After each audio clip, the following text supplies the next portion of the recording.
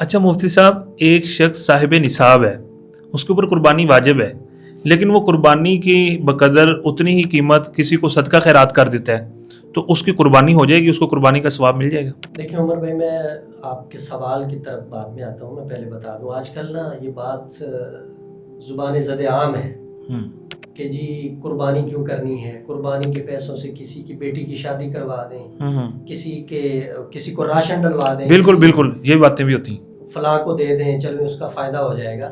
بڑا افسوس ہوتا ہے ایسے لوگوں پر. ایسے جو لوگ ہوتے ہیں ان کے پاس کم از کم 4-5 لاکھ کا موبائل ہوتا ہے جی. اتنا مہنگا موبائل لیتے ہوئے ان کے دماغ اور دل میں یہ بات نہیں آتی کہ ہم سستا لے لیں، باقی کے پیسے صدقہ اور خیرات کر دیں. اپنے گھر کی شادیوں پہ بے تحاشا خرچ کرتے ہیں. کبھی ان کے دماغ میں یہ بات نہیں آئی کہ ہم تھوڑا خرچ کر لیتے ہیں، باقی سے کسی کی بہن بیٹی کی شادی کر دیتے ہیں. نہیں، ان کو یہ باتیں یاد آتی ہیں تو قربانی کے موقع پہ آتی ہیں یا حج کے موقع پہ آتی ہیں. جی حج کے موقع پہ بھی ایسا ہی. جی سخاوت کریں، جی صدقہ اور خیرات کریں، کسی کا فائدہ ہو جائے گا. قربانی سے کیا کسی کا فائدہ ہونا ہے؟ گوشت ہے، گوشت ضائع جاتا ہے. دیکھیں اس طرح نہیں ہے.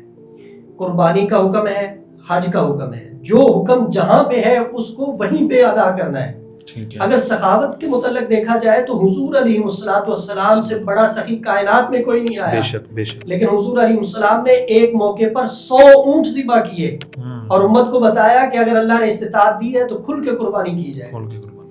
اور اگر بات حج کرنے کی بجائے صدقہ اور خیرات کرنے پہ ہوتی تو نبی علیہ السلام حج کی طرف کیوں جاتے؟ حج فرض ہے، حج کی ادائیگی کرنی ہے. قربانی واجب ہے تو قربانی کو واجب کرنا ہے. صدقہ اور خیرات جو ہے یہ دوسرے نمبر پہ ہے. اس کو اپنی استطاعت کے مطابق اللہ کو راضی کرنے کے لیے جب مرضی جیسے مرضی کریں، لیکن قربانی واجب ہے تو قربانی کرنی ہے، ورنہ واجب ادا نہیں ہوگا. حج فرض ہے تو حج کو ادا کرنا ہے، ورنہ حج ادا نہیں ہوگا، فرض ادا نہیں ہوگا.